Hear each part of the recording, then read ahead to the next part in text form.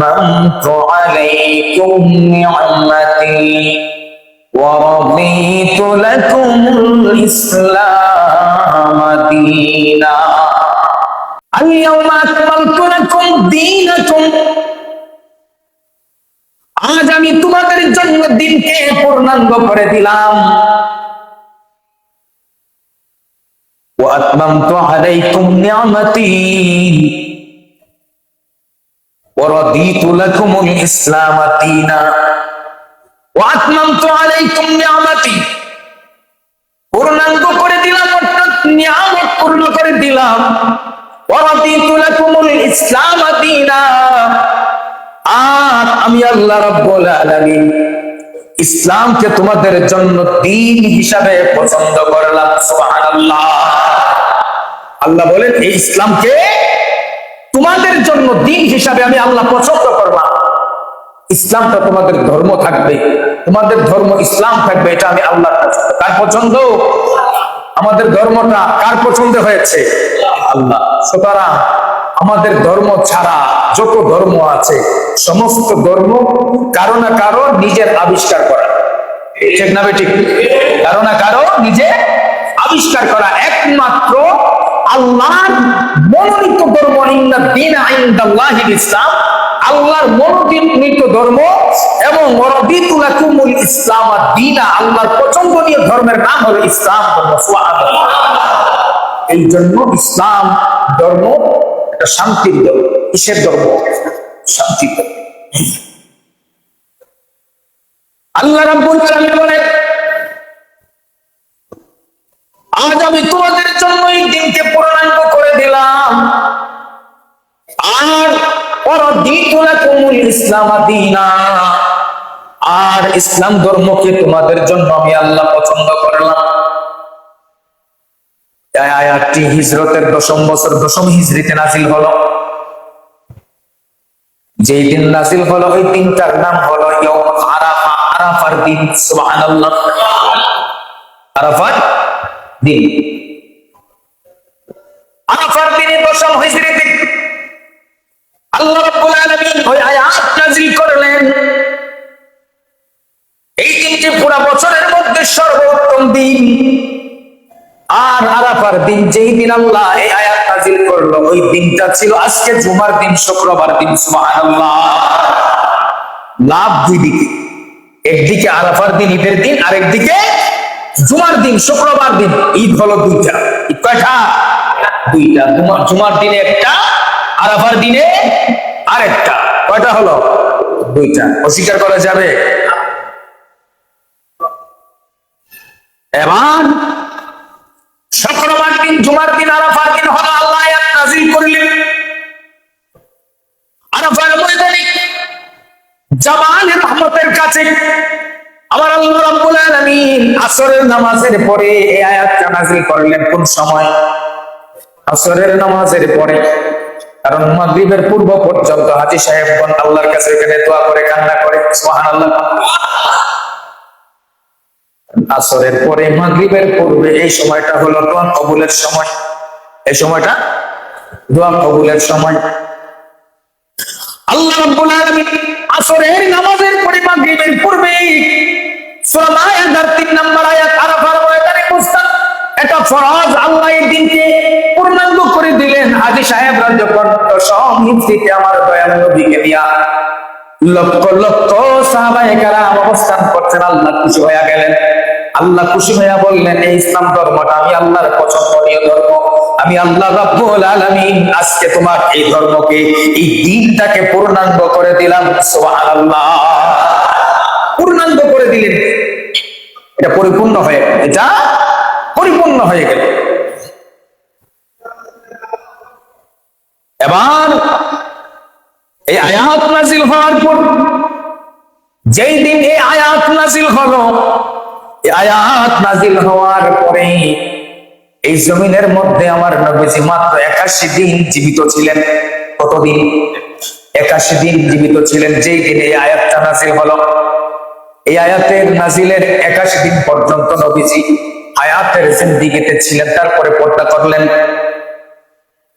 বন্ধুগণ আমার, আরাফা এমন একটা জায়গা, আরাফা শব্দের অর্থ হলো পরিচিতি। আরাফা শব্দের অর্থ পরিচিতি। হযরত দাহাব রাদিয়াল্লাহু তাআলা বলেন, হযরত আদম আলাইহিস সালামকে হিন্দুস্তানে আর হাওয়া আলাইহিস সালামকে জদ্দার মধ্যে অবস্থান করা হলো, পাঠানো হলো। ওই যে জান্নাতের ভিতর থেকে গন্ধ খাওয়ার পরে আদম এবং হাওয়াকে আমার আল্লাহ জমিনের মধ্যে যখন নিক্ষেপ করলেন, একজন আসলেন হিন্দুস্তান আর একজন আসলেন জেদ্দার জমিনে। এইভাবে একজন আর একজনকে খোঁজাখুঁজির মধ্যে লাগলেন। খুঁজতে খুঁজতে আল্লাহর কাছে মাপ চাইতে চাইতে প্রায় 350 বছর পার হয়ে গেল। 350 বছর পরে আমাদের বাবা আদম আলাইহিস সালাম না হাওয়া আলাইহিস সালাম যেই দিন একত্রিত হলেন, ওই দিনটা হলো আরাফার দিন। যে স্থানে একত্রিত হলেন ওই জায়গাটার নাম হলো আরাফার মাঠ, আরাফার ময়দান। ওই আরাফার ময়দানের মধ্যে তারা একত্রিত হলেন। একত্রিত হওয়ার পরে ওই জায়গার মধ্যে যা ঘটল, ওই জায়গার মধ্যে একত্রিত হওয়ার পরে হযরতে আদম আলাইহিস সালাম, হযরতে হাওয়া আলাইহিস সালাম দীর্ঘ 350 বছর কান্না করার পরে মা এবং আমাদের বাবা যখন একত্রিত হলেন, একত্রিত হইয়া ওই জায়গার মধ্যে দয়াল নবীর উসিলা দিয়া, কার উসিলা দিয়া? আমার আপনার নবীর উসিলা দিয়া, নাম মুবারকের উসিলা দিয়া আল্লাহর কাছে ক্ষমা চাইলেন। ক্ষমা চাইলেন যেই দিন, যেই স্থানের মধ্যে ক্ষমা চাইলেন, ওই দিনটাকে আমার আল্লাহ রাব্বুল আলামিন ইয়াউমুল আরাফা, আরাফার দিন। আর ওই যে জায়গার মধ্যে তারা একত্রিত হয়ে ক্ষমা চাইলেন, ওই জায়গাটা আরাফার ময়দান বলে আমার আল্লাহ ঘোষণা করে দিলেন। সুবহানাল্লাহ। নবীর ইজ্জতের এত দাম, নবীর ইজ্জতের এত দাম। মোল্লা মনে করে নিজের মতোই নবী, মোল্লা মনে করে এর মতোই নবী। আর আল্লাহ তাআলা থাকায় দেখান আরাফার ময়দানে, এটার নাম আরাফা হতো না যদি আমার নবীর নাম আদম এবং হাওয়া না নিত। আমি আরাফার দিন রাখতাম না।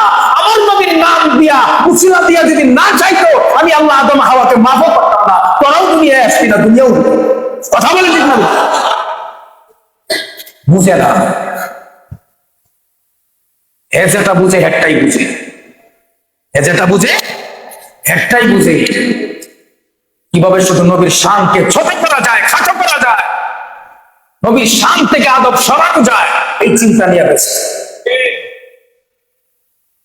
কষ্ট লাগতে পারে, কিছু করার নেই।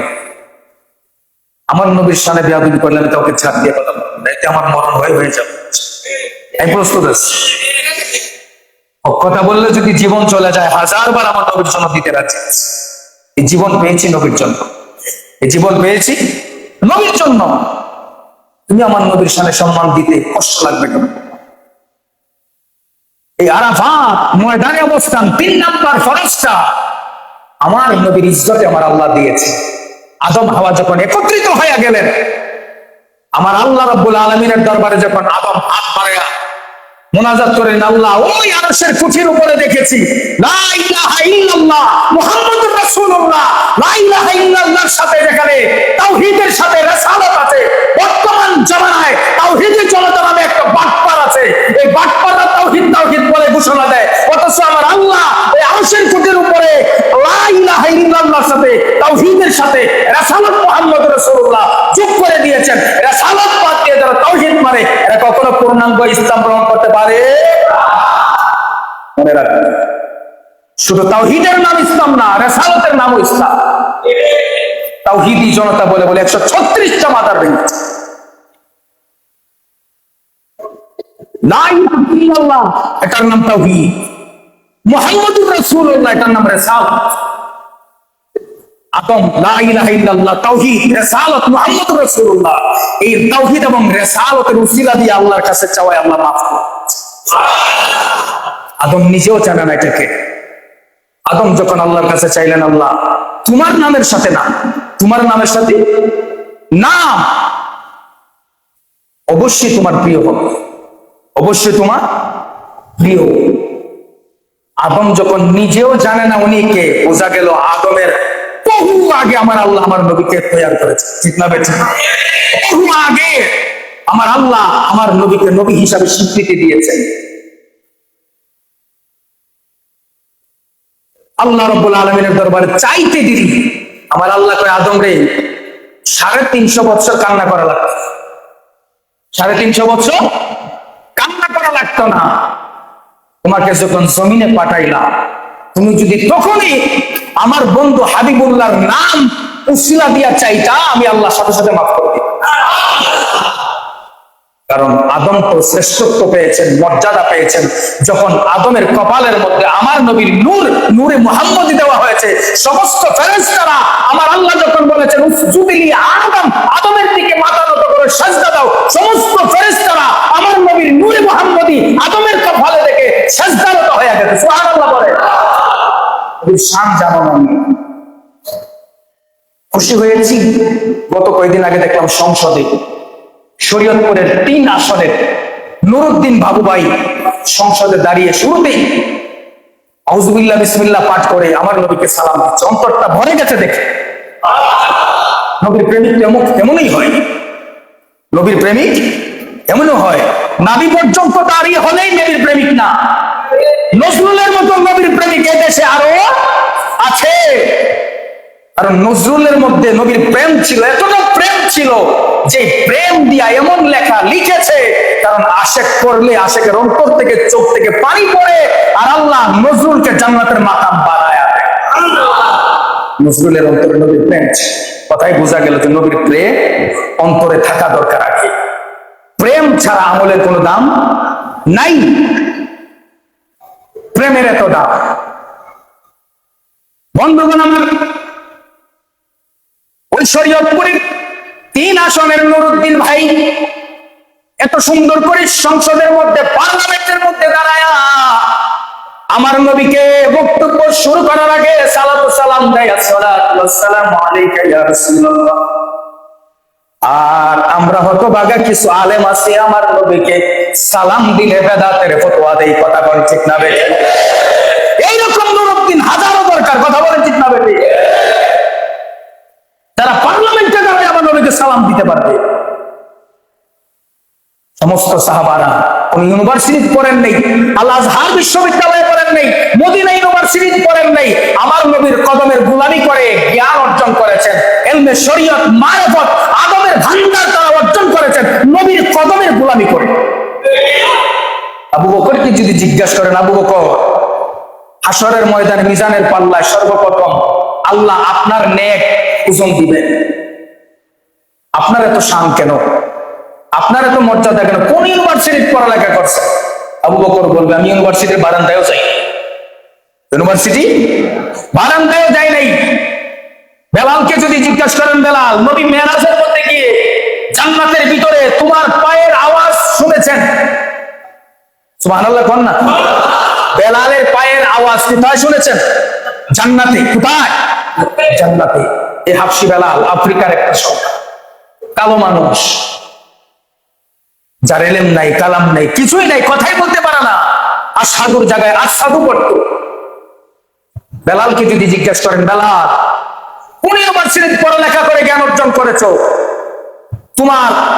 তোমার পায়ের আওয়াজ জান্নাতে নবী শুনেছেন। বেলাল বলবে কোন ইউনিভার্সিটি পড়ি নাই, কারণ আমার ইউনিভার্সিটি লাগে না। যে মদিনাওয়ালার কদমের গোলাম হয়ে যায় তার জন্য সমস্ত এলেমের ভান্ডার তার সিনার ভিতরে ঢুকে যায়। এলেম তো ওখান থেকে আসে। আর মদিনাওয়ালাকে যে রাজি করে নেয় আল্লাহ তার উপর রাজি হয়। মদিনাওয়ালা যার উপর খুশি হয়ে যায় আল্লাহ তার উপর খুশি হয়ে যায়। হাজী সাহেবকে জিজ্ঞাসা করেন না, আমি তো মদিনায় এখনো যাই নাই, যারা গিয়েছেন তাদেরকে জিজ্ঞাসা করেন না। পুরো সৌদি আরব একরকম, মদিনা আরেক। পুরো সৌদি আরব একরকম লাগে, মদিনায় গেলে আলাদা একটা শান্তি লাগে। আর মদিনায় রহমতের ভান্ডার খুবই আছে। বন্ধুগণ আমার, এবার ইমাম বুখারী রাহমাতুল্লাহি আলাইহি বুখারী শরীফের মধ্যে একখানা হাদিস নকল করেন, قال اليهود لعمر إنكم تقرؤون آية لو نزلت فيها لا تخازها عيدا فقال عمر এক ইহুদির সাথে ওমরের দেখা, এক ইহুদির সাথে ওমরের দেখা। ওই যে আল্লাহ আয়াত নাজিল করলেন সূরা মায়েদার 3 নম্বর আয়াত, মনোযোগ দিয়ে শুনবেন।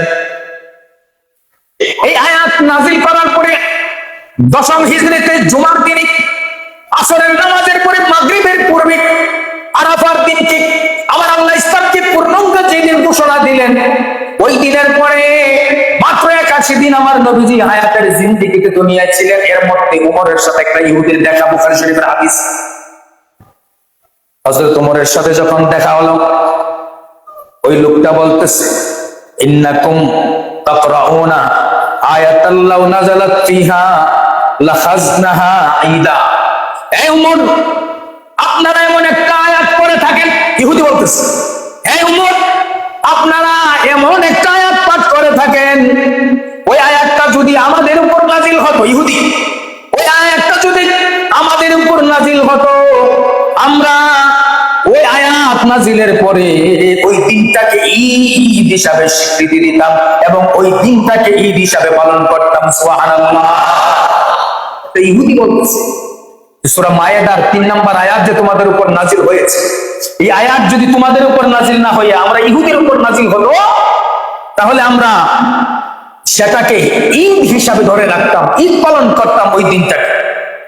এবার قال عمر, হযরত ওমর বলেন ইন্না লাল্লামা হাইসু উনজিলাত ওয়া আইনা উনজিলাত ওয়া আইনা রাসূলুল্লাহ সাল্লাল্লাহু আলাইহি ওয়াসাল্লাম হিনা উনজিলাত। হযরত ওমর বলেন এটা কখন এবং কোথায় অবতীর্ণ হয়েছে ওমর জানেই না, ওমর এখনো জানেই না। এবার ইহুদি ডাক দেয়া বলে, এই ওমর, এই আয়াতটা আরাফার দিনে 10ম হিজরিতে জুমার দিনে আসরের পরে মাগরিবের পূর্বে নাজিল হয়েছে। আল্লাহ আরাফার ময়দানে আয়াতটা নাজিল করেছেন। তখন হযরত ওমর বলতেছেন, এই ইহুদিরে শুন, যদি আমার আল্লাহ রাব্বুল আলামিন এই আয়াত আমাদের উপর নাজিল করে থাকেন, আমি ওমর আল্লাহর শপথ করে বলছি আমি ওই জায়গার মধ্যে আমি শুনি নাই বা আমি জানি না। আর আল্লাহ যদি এই আয়াতটা আরাফার দিনকে উদ্দেশ্য করে নাজিল করে থাকেন, আমি ওমর শপথ করে বলছি আয়াত যদি আমার আল্লাহ নাজিল করেন, আল-ইয়াউমা আকমালতু লাকুম দীনাকুম, আমি ওমর ঘোষণা দিয়ে দিলাম আমার নবীজি ওই দিন জুমার দিন যদি নাজিল হয়, ওই দিন যদি নাজিল হয়, আমার নবীজি অবশ্যই অবশ্যই ওই দিনটাকে ঈদের দিন বলে স্বীকৃতি দিয়েছেন। সুবহানাল্লাহ। নবীর প্রতি নবীর সাহাবীর কতটা কনফিডেন্স, কতটা বিশ্বাস, কতটা আত্মবিশ্বাস। আর হ্যাঁ, দলিল আসেনি এ কথায় কথায়, দলিল আসেনি। আর দলিল তো খুঁজে মুনাফিকে। নবীর প্রেমিক মুমিন তখন দলিল খুঁজে নাকি? প্রেমের কাছে দলিল লাগে নাকি? ইহুদি যখন এই আয়াতের কথা বললো, ওমর বলে আমি এখন আয়াত শুনি নাই, তবে হ্যাঁ তুমি যদি শুনে থাকো আর এইটা যদি আমার নবীর জবান থেকে প্রকাশ হয়ে থাকে, আমি ওমর আল্লাহর উপর শপথ করে ঘোষণা দিলাম আমার নবী অবশ্যই অবশ্যই ওই দিনটাকে আরাফার দিনটাকে ঈদের দিন বলে ঘোষণা দিয়েছেন। সুবহানাল্লাহ। না শাক্কা ফি, এতে কোনো সন্দেহ নাই। নবীর সাহাবী ওমর সাথে সাথে বিশ্বাস করে দিলেন এবং ওই ইহুদির জবানের কথা শুনে ঘোষণা দিয়ে দিলেন যে ওই দিনটাকে আমার নবী কি দিয়েছে, ঈদের দিন ঘোষণা দিয়েছেন। যেইভাবে আবু বকর আবু জাহেলের মুখ থেকে নবীজির মেরাজের কথা শুনে আবু বকর স্বীকৃতি দিয়ে দিল, এ আবু জাহেল, আমি আবু বকর ঘোষণা দিলাম আমি নবীর জবান থেকে শুনি নাই, তুমি যদি শুনে থাকো আর আমার নবী যদি বলে থাকেন, আমি আবু বকর ঘোষণা দিলাম আমার নবী বললে আমার নবী সত্যই বলেছেন, এতে কোনো সন্দেহ নাই, আমি আবু বকর নিঃসন্দেহে বিশ্বাস করে দিলাম। সাহাবীর নবীর প্রতি প্রেম, কেমন আত্মবিশ্বাস! আর আমরা নবীর প্রতি আত্মবিশ্বাস কেমন? আপনি আপনি দলিল খুঁজেন। সাহাবী আমার নবীজির দেহ মুবারক থেকে ঘাম পড়ছে, সাহাবী নবীজির ঘাম বোতলের মধ্যে নিয়ে আতর রূপে ব্যবহার করছে, আমার নবী বেদাতের ফতোয়া দিছে? শিরিকের ফতোয়া দিছে? না না, আমার নবীজি প্রস্রাব মুবারক করে ঘুমিয়ে গেছেন। নবীজির স্ত্রী উম্মে আয়মান ঘুম থেকে জাগ্রত হলেন, পানির পিপাসা লাগলো, ঘুমন্ত অবস্থায় ঘুম থেকে উঠে নবীর প্রস্রাব মুবারক নবীর স্ত্রী পান করে ফেললেন। নবী ঘুম থেকে জাগ্রত হয়ে জিজ্ঞাসা করলেন, এই উম্মে আয়মান, আমার প্রস্রাব কোথায়? উম্মে আয়মান বলেন, ইয়া রাসূলুল্লাহ, আপনার প্রস্রাব নাকি আমি জানি না, আমি তো পিপাসা লেগেছে, রাতে ঘুম থেকে উঠে পান করে ফেলেছি। আমার নবী বলেন, তুমি কি করলা? আমার প্রস্রাব পান করে নিলা। আমার নবী উম্মে আয়মানের দিকে আঙ্গুল ইশারা করে বললেন, এই উম্মে আয়মান শুনো, তোমার এই দেহ জাহান্নামের আগুন কখনো জ্বালাতে পারবে না, তোমার দেহের জন্য জাহান্নামের আগুন হারাম হয়ে গেছে। নবীর প্রস্রাব খেয়ে ফেলছে, শিরিকের ফতোয়া তো দেয় নাই। নবী তো শিরিকের ফতোয়া দেন নাই। আর আমরা শিরিকের ফতোয়ার উপরে আছি, কথায় কথায় মাথা নিচু করলে শিরিক। মা বোনরা চোখ সারাদিন ঝাড়ু দেয় মাথা নিচু করে, কথা কয় না। মনে করে সাধারণ মানুষ কিছুই বোঝে না। আর সাধারণ মানুষকেও তো আল্লাহ বিবেক দিয়েছে। সাধারণ মানুষকে তো আল্লাহ কি দিয়েছেন? বিবেক দিয়েছেন, সে বিচার করতে পারে। আল্লাহ সমকক্ষ করলে শিরিক হয়, এটা সাধারণ মানুষ বুঝে, উল্টা পাল্টা বুঝাইলে কাজ হবে। বন্ধুগণ আমার, হযরত ওমর রাদিয়াল্লাহু তাআলা ওই কথা শোনার পরে আরাফার ময়দানে এই আয়াত নাযিল হলো। জুমার দিন, শুক্রবার দিন আরাফার ময়দানের মধ্যে সমস্ত সাহাবায়ে কেরাম আমার নবীজির সাথে আরাফার ময়দানের মধ্যে হাজির হলেন। ওই দিন হাজির হয়ে সমস্ত সাহাবায়ে কেরাম আল্লাহর দরবারে প্রার্থনা করতে থাকলেন, দোয়া করতে থাকলেন। আল্লাহ বলেন, দোয়া কবুল করব। সুবহানাল্লাহ বলেন না? গ্যারান্টি কি? গ্যারান্টি হলো আল্লাহ যে দোয়া কবুল করলেন। ওই দিন আমার নবীজি 10ম হিজরিতে লক্ষ লক্ষ সাহাবায়ে কেরামকে নিয়ে আরাফার ময়দানে অবস্থান করলেন আর আল্লাহর দরবারে প্রার্থনা করলেন। আমার আল্লাহ বলেন, বন্ধু আমার, আপনি দোয়া করেছেন, আপনার দোয়া আমি আল্লাহ কবুল করলাম। আর আমি আল্লাহ কবুল করে এর প্রমাণ হিসাবে সূরা মায়েদার 3 নম্বর আয়াত নাযিল করে দিলাম। আল-ইয়াউমা আকমালতু লাকুম দীনাকুম ওয়া আতমামতু আলাইকুম নি'মাতি ওয়া রাদিতু লাকুমুল ইসলাম দীনা। আল্লাহ ঘোষণা দিয়ে দিলেন, আমি দ্বীনকে পূর্ণাঙ্গ করে দিলাম। এর মানে আপনি আরাফার ময়দানে অবস্থান করেছেন, আমি আল্লাহ খুশি হয়ে কবুল করে নিলাম। আজকে থেকে কিয়ামত পর্যন্ত আপনার উম্মতেরা এই আরাফার ময়দানে অবস্থান করাটা ফরজ হয়ে